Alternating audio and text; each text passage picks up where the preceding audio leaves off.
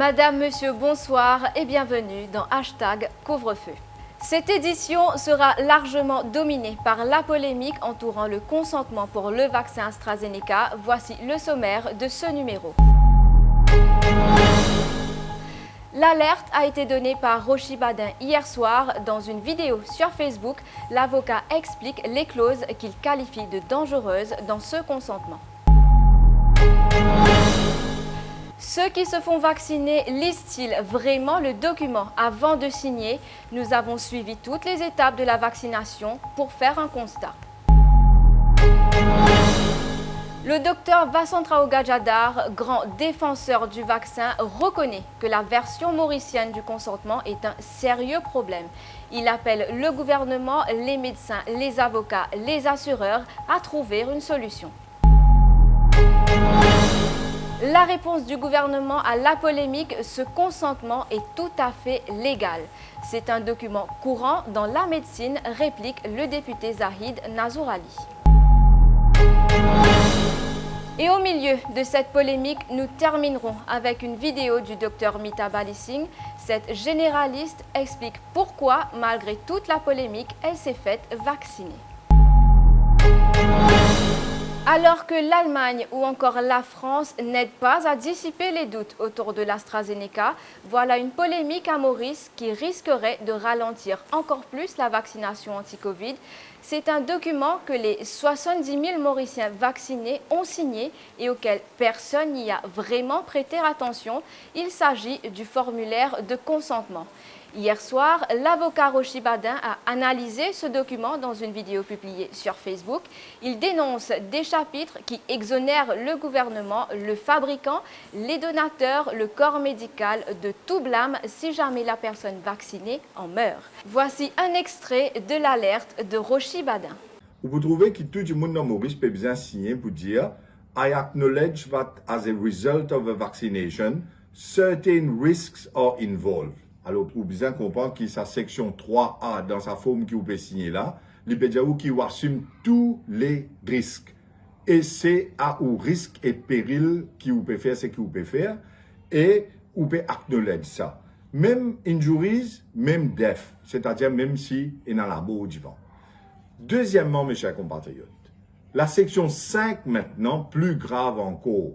Si vous regardez la section 5, que vous pouvez trouver là à l'écran, Lidiaou, I waive all claims against the state of Mauritius. Ça veut dire même je négligent, même je ne commets pas de faute de leur part, ou peut dire, et get ça bout là bien mes chers compatriotes, I release and forever discharge them from all claims. Mes chers compatriotes, sa clause 5 là, est fatale en termes de poursuite qui vous capable d'amener après. Un mot ou famille pas capable d'amener une poursuite légale. Parce que ça release qui vous donne là, les forever. Et c'est pour tout le temps.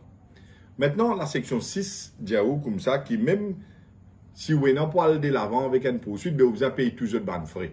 Nous avons vite la section 6. Les agree to indemnify and hold the above parties harmless.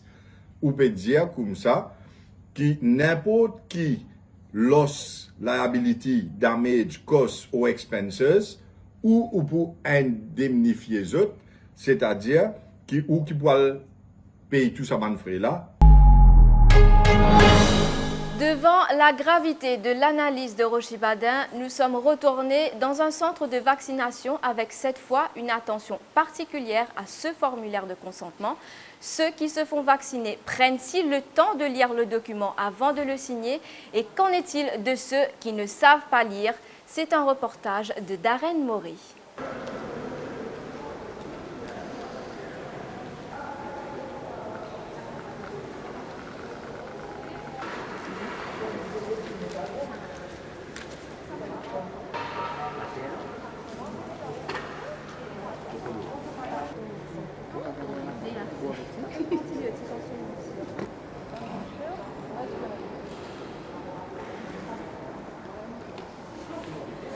Le médecin explique nous bien c'est quoi le Covid et la procédure qui pour là.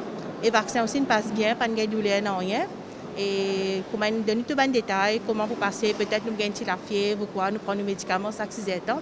Moi aussi, je suis un petit peu réticent, je ne suis pas sûre est-ce qu'il m'a besoin de faire parce qu'avec tout les renseignements, tout les choses qui nous liées dans le journal, dans les médias, tout ça. Mais si le gouvernement il m'a pensé s'il autorise le vaccin, alors les besoins pensent bien qu'il le fait. Alors c'est quelque part la responsabilité du gouvernement aussi. Ça veut dire que si nous peut faire, ce n'est pas moi tout seul qui peut faire, c'est la majorité. Et ce n'est pas une grande personne. Si le Premier ministre il fait, le personnel de la santé il fait, alors c'est mon pensée qui fait que nous ne pas faire.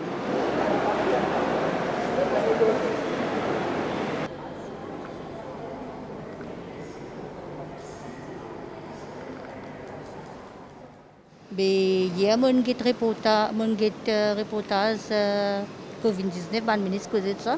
Et je pensais que vous avez fait mon vaccin parce que je travaille avec 20 personnes.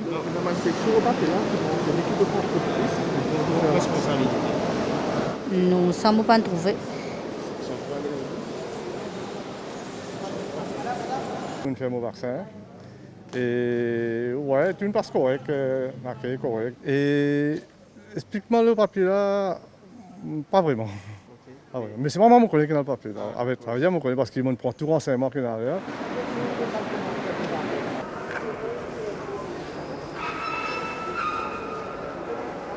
Donc, moi, je vais faire vaccin là parce que je trouve qu'il y a un devoir qui nous a fait aller. Et nous pouvons protéger nous-mêmes avec nos familles aussi. Bien sûr, c'est mon acte allergique avec mes médicaments, tout ça là. Donc, étant donné qu'il est OK pour moi, donc je le laisse moi passer. Oui, mais il y a un paragraphe là.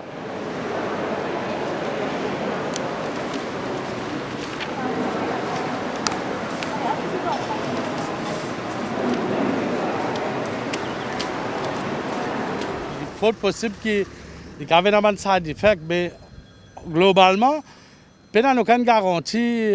N'importe qui nous met dans la bouche, même à travers ces règnes, qu'il les médicaments, qu'il les nourritures, mais c'est un risque à prendre. Si ça n'a qu'une garantie, carrément, l'ici, elle est pour tout tantôt, soit demain. Aujourd'hui, nous faites premier deux vaccins AstraZeneca. On vous demande des trois questions. Vous laissez vous pas faire vaccin. Ok? Demande à faire. Est-ce que vous êtes malade? Vous avez un médicament? Rien. Ok? Est-ce que vous avez déjà fait une crise d'allergie? Les yeux enflés, la grosse serrée, pas qu'à respirer. Est-ce que vous faites la fièvre pendant les 3 derniers jours? Ok? Est-ce que vous avez déjà fait un test COVID? PCR, vous n'avez pas testé positif. Ok? On va dire aujourd'hui, nous faisons le premier dose vaccin, AstraZeneca. Deuxième dose après 12 semaines. Et tout à fait normal pour faire la première dose. Pour gagner un petit peu de douleur, côté piqué là. On met qu'on pose là, on là. C'est tout à fait normal pendant un des jours où vous gagnez douleur à la tête, un petit peu la fièvre, un peu de courbature, un petit peu de faiblesse pendant un des jours. Ça peut faire au paracétamol et le milligramme flexible. Si vous gagnez, pas que du monde y aller, la du monde y aller, la du monde y aller. Si vous gagnez, vous allez prendre une calme. Ok? Ça veut dire, si possible, aujourd'hui, on fait, pas boire l'alcool et pas de cigarette. Ok? On a une question? Tout là. Vous êtes café là-bas? Ben là, on va aller autour. La polémique du consentement, c'est aussi un sujet abordé aujourd'hui dans la rubrique La Minute Gadjadar. L'ex-directeur des services de santé qui plébiscite lui-même la vaccination reconnaît que la version mauricienne du consentement est un sérieux problème. Pas suffisant, dit-il, pour qu'on arrête la vaccination. Il préconise une table ronde entre médecins, avocats du privé et du public, gouvernement et les assureurs pour une sortie de crise. Ce qui est important, c'est que nous puissions vacciner tout le monde, nous puissions vacciner le maximum de la population contre COVID-19 et pour sauver les gens. Donc, qui nous fait, docteur? Alors, dans mon opinion personnelle, c'est que le gouvernement, exercer l'office et une personne du profession légale, du profession médicale et une compagnie d'assurance capable d'assister un tableau plus vite que possible, discute ça issue-là, vient avec une solution que dans l'intérêt de la population, vient avec une solution dans l'intérêt de la population, et là, quand nous connaissons toutes les choses qu'il y a. Parce que, pour moi, pas oublier, nos objectifs, c'est que vacciner au moins 60% de la population, et ça aussi, plus vite que possible. Mais plus que 60 000 personnes, il finit ici, ça consent forme là. Bon, on peut dire, 60 000 personnes, 66 000 personnes, il finit ce nombre-là. Si ça va pas, on a une solution. Ce n'est pas une question, consent forme, la jeune fille avec piège, ça fait un problème. Je suis capable de revenir avec un changement de jeu consent forme aussi. Mais vous considérez que les arguments légaux qui avancés sont pertinents? Définitivement de pertinent. Si ce matin, vous faites une copie de CDC, l'Amérique, depuis Texas Houston. Pas avoir fait de Noël. Et mon des communications, l'Inde et mes collègues, je dirais que là-bas, Noël a comme cette conséquence. Alors, encore, moi, M. Bader, il dit dans le pays, il fait des transactions. D'accord, il y a un petit problème. De tout besoin de problème, nous avons trouvé une solution. Nous ne pouvons pas continuer, Istanbul, d'écouter. Nous venons d'une solution, et si nous avons une solution, elle est dans l'intérêt de la population, et je suis tout d'accord avec ça. Tout ce qui signe comme cette forme, il faut que nous avons sans tout. Le député speaker de l'Assemblée nationale donne la réplique. Selon lui, ce fameux consent form est tout à fait légal. Au sujet de la comparaison faite avec la Grande-Bretagne, Zahid Nazourali réplique que Maurice ne doit pas forcément imiter les autres. Voici les arguments de Zahid Nazourali. Pour la vaccination, il y a pas mal d'inquiétudes concernant le formulaire de consentement qui exonère le gouvernement de toute responsabilité en cas de problème. Qui est capable de dire nous là? La question qui se pose, est-ce qu'il est légal de faire une consent form? Oui. A priori, toute bonne intervention médicale, déjà, il y a une consent form. Des fois, ici, entendu, l'oral. Dans ce cas spécifique là, consent form qu'il fait avec le disclaimer, lit en ligne avec la loi mauritane, la loi civile. C'est un document qui finit visé par un officier ministère de Attorney General. Et ça, ban officier là, c'est une personne responsable. Nous avons un docteur, un infirmier qui peut administrer ce vaccin là. Et c'est un monde intègre. Nous n'avons aucune raison pour douter à ce qui, je ne peux pas expliquer tout patient qui peut venir, qui a un effet négatif, adverse, qui est ensuite le vaccin. Et qui est capable de dire concernant les mesures que la Grande-Bretagne prend? Il n'y a aucune obligation, un citoyen mauricien, pour faire un vaccin. Moi, personnellement, je vais faire un vaccin parce que, voilà, moi, j'ai un doute, moi, j'ai une appréhension et tout, moi, je vais faire parce que moi, je trouve ça dans l'intérêt de nos pays. Définitivement, mon pensée, c'est quelque chose qui est bien considéré. Angleterre, il y a un pays indépendant pour lui. Maurice est indépendant. Définitivement, Maurice, continuité, nous besoin yeux ouverts, oreilles ouvertes, pour nous le développement à travers le monde. Mais tout simplement, ce n'est pas une question qui nous prend une décision précipitée ou nous faire un travail, tout simplement, que le pays peut faire. Voilà pour l'aspect légal et constitutionnel du formulaire de consentement pour se faire vacciner. Parallèlement, il y a aussi le volet médical. Certains doutent toujours à cause des cas rapportés de thrombose. Voici cette vidéo que nous a fait parvenir le docteur Mita Balisingh.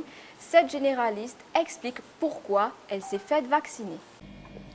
En tant que scientifique et médecin, je préfère me baser sur les instances scientifiques, en l'occurrence le International Society of Thrombosis and Hemostasis, qui recommande de continuer la vaccination. Il se base sur le fait que le nombre de cas de thromboembolie par jour dans une population non vaccinée n'a pas connu de recrudescence dans la même population vaccinée. On voit que, j'ai entendu aujourd'hui, que l'Union européenne va prendre aussi une décision incessamment de reprendre le vaccin AstraZeneca. Dans le monde scientifique, on a tendance à évaluer la proportion bénéfice-risque. Alors, avoir le Covid-19 aujourd'hui, c'est risque de mortalité, mais aussi risque de séquelles graves par rapport à la maladie. Le but de vacciner toute la population entière sur la Terre simultanément, c'est aussi pour rendre le virus plus fragile, moins virulent, et éventuellement dans l'espoir que ça deviendra comme un virus grippal saisonnier. Il y a parmi les vaccins 2 modes opératoires. Il y a certains vaccins qui nous empêchent d'avoir la maladie et il y a d'autres qui nous empêchent d'avoir la forme sévère de la maladie. En ce qui concerne de l'AstraZeneca, le vaccin AZ nous empêche d'avoir la forme sévère de la maladie, tout comme d'ailleurs les autres vaccins COVID-19 qui sont actuellement sur le marché à travers le monde. En tant que médecin du privé, j'ai dû faire le choix. Alors, non seulement je suis beaucoup plus exposée à une charge virale, professionnellement, mais aussi je dois pouvoir protéger mes patients et mes collègues.